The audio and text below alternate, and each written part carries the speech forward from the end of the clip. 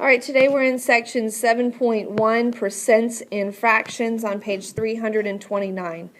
Well, when we think of a percent, okay, so if I said it's a 70% chance that it's going to rain today, well, 70% out of what? 100. Out of 100. A percent is always out of 100. So that's basically what this diagram over here is just showing us. So you can think of it as how many squares are shaded out of 100, but it's always out of 100. All right, so if I'm finding the percent, or if I'm trying to write the percent as a fraction, I've got 29%. Go ahead and write these down. This is the first thing in your notes. 45% and 68%. All right, well, if it's a true percentage, all of these numbers are going to be out of how much? 100. So in your instructions on your homework tonight, it's going to say write the percent as a fraction. Just make sure that fraction is in simplest form. Go ahead and write the second two, 45 and 68%, as fractions in simplest form. 45 over 100, but is that my final answer? No. What is it?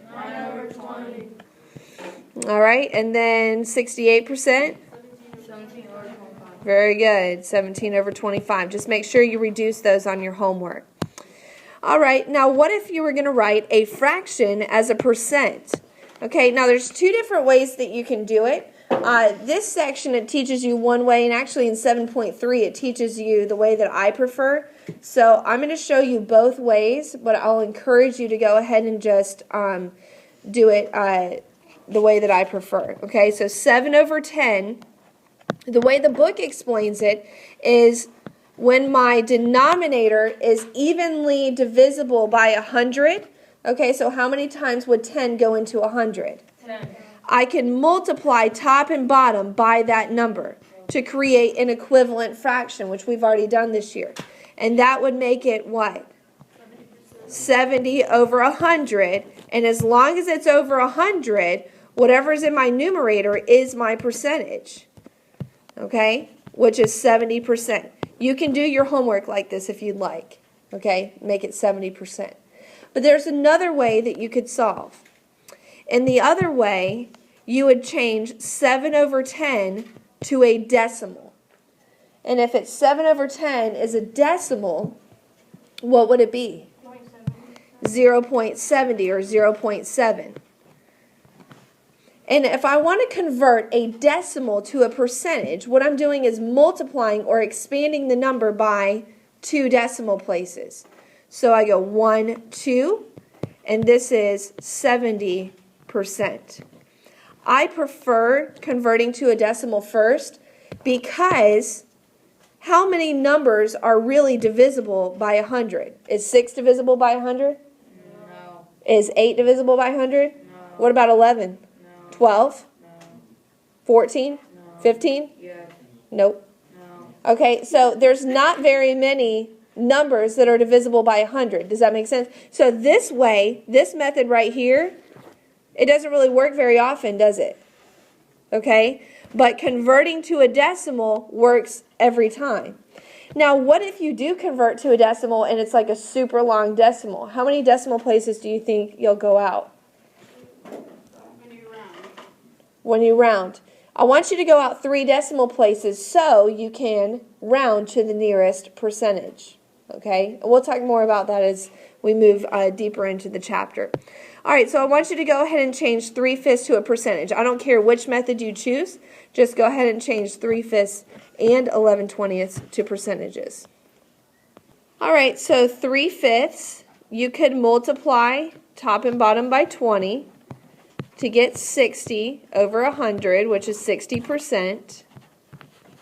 Or you could have changed it to a decimal, which is 0.6, and that is 60%.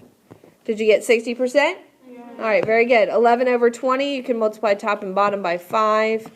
You get 55 over 100, so that's 55%. Or you could just say, I convert to a decimal, 0.55 or 55 hundredths, and that is 55%. I don't know why that didn't take. Okay, did you get 55%?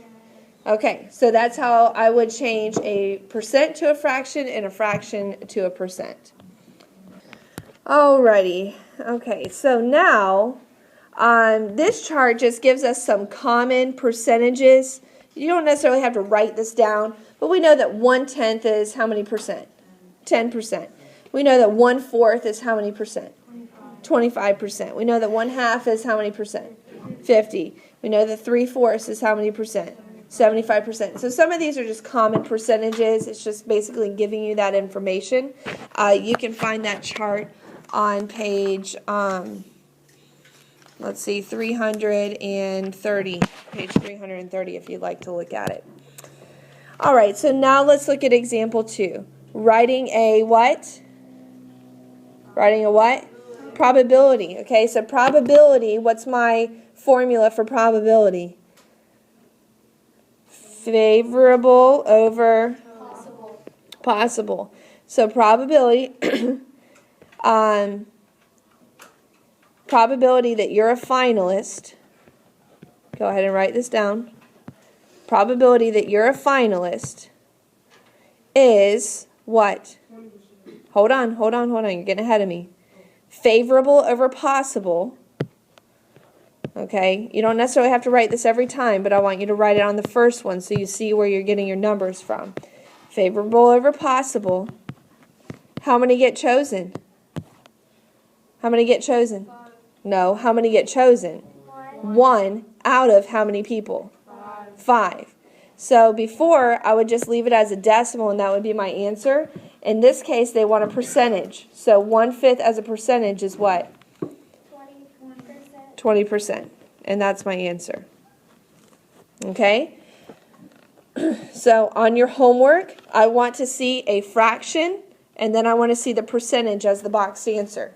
You don't necessarily have to write the whole setup like this. Okay? Any questions on that? Think you can do one? All right, so let's try. Okay, go ahead and set up your fraction and convert it to a percentage using probability. What's my fraction? Yeah, favorable over possible, right? 2 over 5 equals what as a percentage? 40%. Who got 40%? 40%? Very good. Zach, you see? Okay. There's a thing here that you could use to figure it out. Okay. Because All right, so in example 3, you're finding the percent of a number. Anytime you're finding percent of a number, percent of a total, you need to first change the percent to a decimal. Okay? Now again, this is different than the way the book teaches you, but this is basically my preferred way, and I believe that it's a little bit easier. So whenever you see a percentage, the first thing you're going to do is go ahead and convert it to a decimal. So 40% as a decimal is what? 0.4. Very good. 0.4.